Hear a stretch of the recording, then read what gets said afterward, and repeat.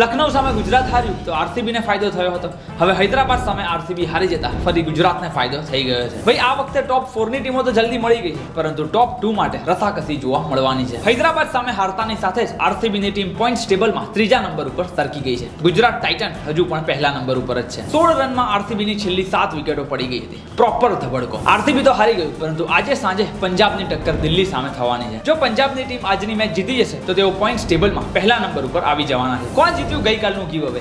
આજે 1000 રૂપિયા જીતવા માટેના સવાલો કયા કયા છે? પંજાબની ટીમ જો આજે જીતી જશે તો કઈ કઈ ટીમોને ફાયદો થવાનો છે? આ બધી જ વાતો આપણે આજના વિડીયોમાં ડિટેલમાં ડિસ્કસ કરવાના છીએ. તો વિડીયો ચાલુ કરીએ એની પહેલા જો તમે હજી સુધી આ ચેનલને સબસ્ક્રાઇબ નથી કરી તો અત્યારે જ ખાસ કરીને સબસ્ક્રાઇબ કરી દેજો, કારણ કે હું ક્રિકેટને લગતા આઈપીએલને લગતા આ જ પ્રકારના ઇન્ટરેસ્ટિંગ વિડીયો ડેઈલી આપણી ગુજરાતી ભાષામાં બનાવતો હોઉં છું. હેલો ફ્રેન્ડ્સ, તમે જોઈ રહ્યા છો આઈપીએલની વાતો વિથ ઈશાન જોશી. કેમ છો ભાઈ? મજામાં? ગુજરાત ટાઇટન, પંજાબ કિંગ્સ અને મુંબઈના ફેન હશો તો 100% મજામાં હશો. પણ ભાઈ આરસીબીના ફેન ગઈકાલે 100% ડિસઅપોઇન્ટ થયા હશે. હારી ગઈ છે ભાઈ આરસીબીની ટીમ. હૈદરાબાદ સામે મેચ હારી ગઈ છે. પહેલા ગુજરાત લખનઉ સામે હારી ગયું અને હવે આરસીબીની ટીમ પણ હૈદરાબાદ સામે હારી ગઈ. એમ લાગી રહ્યું છે કે જાણે ટોપની ટીમો પોતાનું જ કામ વધારે ને વધારે મુશ્કેલ કરી રહી છે, કારણ કે આરસીબીની હાર સાથે જ પોઈન્ટ્સ ટેબલ જાણે એકદમ જ ખુલી ગયું છે. અને આપણા જેવા ક્રિકેટ ફેન્સ માટે તો એકદમ ઇન્ટરેસ્ટિંગ પણ બની ગયું છે. હજુ પણ 4 માંથી કોઈ પણ 2 ટીમો ટોપ 2 માં ફિનિશ કરી શકે છે. બાકી ગઈકાલની મેચ તો ભાઈ what an amazing comeback by Hyderabad. એક સમયે આરસીબીની ટીમને 27 બોલમાં 60 રન જીતવા માટે જોઈતા હતા, પરંતુ પછીના 26 બોલમાં આરસીબીની ટીમ ફક્ત 16 જ રન કરી શકી હતી અને તેમની 7 વિકેટો પડી ગઈ હતી. એટલે એકદમ પ્રોપર ધબડકો જોવા મળ્યો હતો. ડિટેલમાં વાત કરીએ એની પહેલા જો ગીવ અવેના રિઝલ્ટ્સની વાત કરીએ તો કોઈ પણ ક્રિકેટ ફેન બંને સવાલના સાચા જવાબ પ્રેડિક્ટ ન કરી શક્યો હતો. અને એટલે જ આપણે આજના વિડીયોમાં 3 નવા અને એકદમ સિમ્પલ સવાલો પૂછેલા છે. તો ભૂલ્યા વગર આ વિડીયોને એન્ડ સુધી ખાસ જોજો.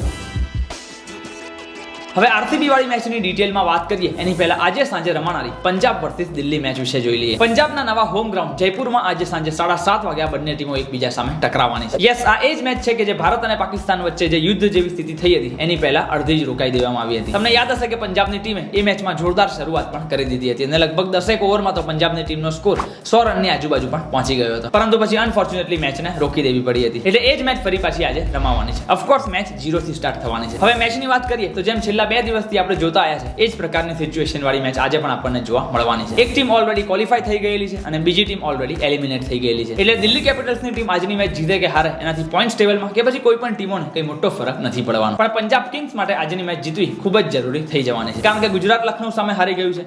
આરસીબીની ટીમ પણ હૈદરાબાદ સામે હારી ગઈ છે. એટલે હવે પંજાબની ટીમ પાસે એક જોરદાર મોકો છે કે તેઓ આજે દિલ્હીને હરાઈને પોઈન્ટ્સ ટેબલમાં સૌથી ઉપર ટોપ ઉપર આવી જાય. પોઈન્ટ્સ ટેબલની વાત કરીએ તો પંજાબ કિંગ્સની ટીમ અત્યારે 17 પોઈન્ટ ઉપર છે અને હજુ પણ તેમની 2 મેચો બાકી છે. જો તેઓ બેમાંથી એક મેચ પણ જીતી જશે તો 19 પોઈન્ટ સુધી તો પહોંચી જવાના છે. ધેટ મીન્સ કે ટોપ 2 માં તેમનું ફિનિશ કરવું ઓલમોસ્ટ કન્ફર્મ થઈ જવાનું, કારણ કે મુંબઈ તો 19 પોઈન્ટ સુધી પહોંચી નથી શકવાનું અને આરસીબી નો નેટ રન રેટ પણ અત્યારે પંજાબથી ઓછો ચાલી રહ્યો છે. એટલે પંજાબ કિંગ્સની ટીમ આજની મેચમાં દિલ્હીને હરાઈને પોઈન્ટ્સ ટેબલમાં ટોપ કરવાનો આજે ટ્રાય કરવાની છે. બંને ટીમોના હેડ ટુ હેડ રેકોર્ડ્સની વાત કરીએ તો અત્યાર સુધી આઈપીએલના ઇતિહાસમાં પંજાબ અને દિલ્હી વચ્ચે ટોટલ 34 મેચો રમાઈ છે, જેમાંથી પંજાબની ટીમ 17 મેચો જીતી છે અને દિલ્હી કેપિટલ્સની ટીમ 16 મેચો જીતી શકી છે. ધેટ મીન્સ કે જ્યારે આ બંને ટીમો એકબીજાની સામે આવી છે ત્યારે આપણને કાંટેકી ટક્કર જોવા મળી છે. જો પંજાબ કિંગ્સની ટીમને આજની મેચમાં દિલ્હીને હરાવવું હશે તો સૌથી પહેલા તો ભાઈ તેમના બંને ઓપનર્સ પ્રભસિમરન સિંહ અને પ્રિયાંશ આર્યાને જોરદાર પરફોર્મન્સ બતાવવું પડશે. સાથે જ કેપ્ટન શ્રેયસ અય્યરના બેટથી પણ રન આવવા ખૂબ જ જરૂરી થઈ જવાના છે. શું લાગે છે તમને, કોણ જીતવાનું છે આજની મેચ? શું પંજાબની ટીમ દિલ્હીને હરાઈને પોઈન્ટ ટેબલના ટોપ ઉપર આવી જશે? એમને નીચે કોમેન્ટમાં લખીને ખાસ જણાવજો. પંજાબ અને દિલ્હી વચ્ચે આજે સાંજે રમાનારી મેચ માટે મેં તો વિઝન 11 ઉપર 1 લાખ રૂપિયાનું ફ્રી ગીવ અવે કોન્ટેસ્ટ જોઈન કરી લીધું છે. મારી ટીમ તમે અહીંયા સ્ક્રીન ઉપર જોઈ શકો છો. કેપ્ટન વાઇસ કેપ્ટન કોણ રહેવાના છે અને ફાઇનલ ટીમ હું ટોસ પડ્યા પછી આપણી ટેલિગ્રામ ચેનલમાં મૂકી દેતો હોઉં. તો ભૂલ્યા વગર નીચે આપેલી લિંક ઉપર ક્લિક કરીને આપણી ટેલિગ્રામ ચેનલમાં ખાસ આવી જજો. આ ઉપરાંત જો તમે ડેઈલી વિઝન 11 ઉપર ઇન્વેસ્ટ કરો છો તો ટોપ 5 ઇન્વેસ્ટર્સને વિઝન 11 તરફથી આઈપીએલ 2025 ની ફાઇનલ સ્ટેડિયમમાં બેસીને ફ્રીમાં લાઈવ જોવાનો મોકો મળી જવાનો છે. તો રાહ શેની જોવાની ભાઈ? ફટાફટ નીચે આપેલી લિંક ઉપર ક્લિક કરીને વિઝન 11 એપ્લિકેશન અત્યારે ડાઉનલોડ કરી લેજો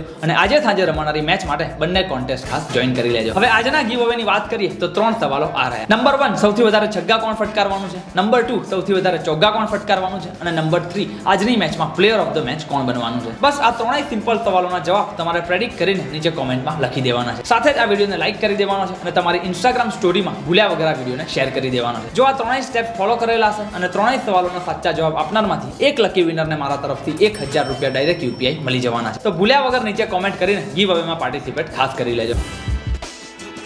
હવે આરસીબી અને હૈદરાબાદ વાળી મેચની વાત કરીએ તો લખનૌના ઇકાના સ્ટેડિયમમાં બેટિંગ ફ્રેન્ડલી પીચ ઉપર બંને ટીમોના બેટ્સમેનોનો દબદબો જોવા મળ્યો હતો અને બંને ટીમોએ ભેગા થઈને 420 રન આ પીચ ઉપર ફટકારી દીધા હતા. શરૂઆતથી વાત કરીએ તો આરસીબીની ટીમે ટોસ જીતીને પહેલા બોલિંગ કરવાનો નિર્ણય કર્યો હતો અને એઝ ઓલવેઝ હૈદરાબાદની ટીમના બંને ઓપનર્સે આવતાની સાથે જ તાબડતોડ તબાહી મચાવવાનું શરૂ કરી દીધું હતું. એક બાજુ અભિષેક શર્મા તો બીજી બાજુ ટ્રેવિસ હેડ. અભિષેક શર્માએ 17 જ બોલમાં 3 ચોગ્ગા અને 3 છગ્ગા સાથે 34 રન ફટકારી દીધા હતા. જોકે બંને ઓપનર્સ એક સાથે જ આઉટ થઈ જતા હૈદરાબાદની ટીમ એક સમયે મુશ્કેલીમાં મુકાઈ ગઈ હતી. પરંતુ ભાઈ Ishan Kishan the pocket dynamo what a brilliant inning he has played. ભાઈ ઈશાન કિશાનનો પણ એક અલગ જ રેકોર્ડ આપણને જોવા મળી રહ્યો છે. આઈપીએલ 2025 ચાલુ થઈ ત્યારે પહેલી મેચમાં ઈશાન કિશાનની સેન્ચુરી જોવા મળી હતી અને પછી રમાયેલી લગભગ 10 થી 11 મેચોમાં તેમનું ટોટલ પણ 125 થી 130 રનની આજુબાજુ થયું હતું. અને હવે આજે જ્યારે હૈદરાબાદની ટીમ પોતાની છેલ્લી મેચ રમી રહી હતી તો ફરી એક વખત ઈશાન કિશાનના બેટથી આપણને જોરદાર પરફોર્મન્સ જોવા મળી ગયું હતું. એટલે એક બાજુ ભલે વિકેટો પડતી રહેતી હતી પરંતુ ઈશાન કિશાન અડીખમ ઊભા રહીને મેક શ્યોર કરી રહ્યા હતા કે હૈદરાબાદની ટીમનો રન રેટ એટલીસ્ટ 10 કરતા વધારે જ રહે અને તેમને સારો સાથ પણ ક્લાસીન અને અનિકેત દ્વારા મળ્યો હતો. એન્ડ્રિચ ક્લાસીને 13 બોલમાં 24 તો અનિકેત વર્માએ 9 જ બોલમાં 26 રન ફટકારી દીધા હતા. એટલે ઈશાન કિશાન સાથે મળીને હૈદરાબાદના આ ત્રણેય બેટ્સમેનોએ આરસીબીના બધા જ બોલર્સને મેદાનની ચારે બાજુ ફટકાર્યા હતા. પણ ઓફકોર્સ આજની મેચની મેઇન હાઇલાઇટ તો ઈશાન કિશાનની ઇનિંગ જ રહી હતી. ઈશાન કિશાને 48 જ બોલમાં 94 રન ફટકારીને આરસીબીના બોલર્સના ધાગા ખોલી નાખ્યા હતા અને ઇવેન્ચ્યુઅલી હૈદરાબાદની ટીમે 20 ઓવરમાં 231 રનનો વિશાળ સ્કોર ફટકારી દીધો હતો. હવે જેમ ગુજરાત વાળી મેચમાં આપણે જોયું હતું કે ભલે ગુજરાત ટાઇટન્સની બેટિંગ લાઇનઅપ સ્ટ્રોંગ હોય પણ ભાઈ 230 થી વધારે રન જ્યારે બોર્ડ ઉપર લાગી જાય ત્યારે ઓફકોર્સ ચેસ કરવું થોડું અઘરું તો પડી જ જતું હોય છે અને એ જ વસ્તુ આપણને આજે આરસીબી વાળી મેચમાં પણ જોવા મળી ગઈ હતી. ચેસ કરવા માટે જ્યારે આરસીબીની ટીમ મેદાનમાં ઉતરી તો ભાઈ કિંગ કોહલી અને ફિલ સોલ્ટ તરફથી એકદમ તાબડતોડ શરૂઆત જોવા મળી હતી અને આરસીબીની ટીમનો એક સમયે 6 ઓવરમાં તો સ્કોર 70 રનની આજુબાજુ પહોંચી ગયો હતો. વિરાટ કોહલીએ 25 જ બોલમાં 43 રન ફટકારી દીધા હતા તો બીજી બાજુ ભાઈ ફિલ સોલ્ટનો પણ એક અલગ જ પ્રકારનો એસોલ્ટ જોવા મળ્યો હતો. એટલે એક સમયે તો આરસીબીની ટીમનો સ્કોર 11 જ ઓવરમાં 130 રનની આજુબાજુ પણ પહોંચી ગયો હતો. એ વખતે તો એમ લાગ્યું કે આરસીબી ઈઝીલી આ ટાર્ગેટને ચેસ કરી નાખવાની છે પણ ભાઈ એટલું જ ઈઝીલી જો ચેસ થઈ જતું હોત તો એને આઈપીએલ થોડી કહેવાય. વિરાટ કોહલી અને ફિલ સોલ્ટના આઉટ થયા બાદ મયંક અગ્રવાલ અને કેપ્ટન રજત પાટીદાર બેટિંગ કરવા માટે આવે છે અને ત્યાં જ કદાચ ગેમ થોડી આખી બદલાઈ જાય છે. મયંક અગ્રવાલ અને રજત પાટીદાર મળીને 26 બોલમાં ફક્ત 29 રનની પાર્ટનરશિપ કરી શકે છે. ધેટ મીન્સ કે આરસીબીને ઓપનર્સે જે જોરદાર મોમેન્ટમ આપ્યું હતું એ ક્યાંક ને ક્યાંક ત્યાં ઢીલું પડી ગયું હતું. ઇનફેક્ટ છેલ્લે જ્યારે 27 બોલમાં 59 રનની જરૂર હતી ત્યારે પણ આરસીબીની ટીમ પાસે 7 વિકેટો પડી હતી. પણ ભાઈ પછી આરસીબી તરફથી આપણને એક અલગ જ પ્રકારનો ધબડકો જોવા મળ્યો હતો. 173 રન ઉપર જ રજત પાટીદાર આઉટ, 174 ના સ્કોર ઉપર રોમેરિયો શેફર્ડ આઉટ, 174 રનના સ્કોર ઉપર જીતેશ શર્મા આઉટ, 179 રનના સ્કોર ઉપર ટીમ ડેવિડ આઉટ, 186 રનના સ્કોર ઉપર ભુવનેશ્વર કુમાર આઉટ, 187 રનના સ્કોર ઉપર કૃણાલ પંડ્યા આઉટ અને 189 રનના સ્કોર ઉપર યશ દયાલ પણ આઉટ. ધેટ મીન્સ કે આરસીબી 189 ઉપર ઓલ આઉટ. એક સમયે 173 રનના સ્કોર ઉપર ફક્ત 3 વિકેટ હતી અને 189 રનના સ્કોર ઉપર તો ઓલ આઉટ. ફક્ત 16 રનના સ્કોર ઉપર જ આરસીબીની બાકીની 7 વિકેટો પડી ગઈ હતી અને આરસીબીની ટીમ 190 રન કરતા પણ પહેલા ઓલ આઉટ થઈ ગઈ હતી. આ સાથે જ હૈદરાબાદની ટીમે આરસીબીને 42 રનના માર્જિનથી આ મેચમાં હરાઈ દીધું હતું. ભાઈ આરસીબી હાર્યું તો ખરું જ પરંતુ આ હારની સાથે તેમના નેટ રન રેટ ઉપર પણ અસર પડી ગઈ છે. પોઈન્ટ્સ ટેબલની વાત કરીએ તો ગુજરાત ટાઇટન્સ હજુ પણ ટોપ ઉપર છે,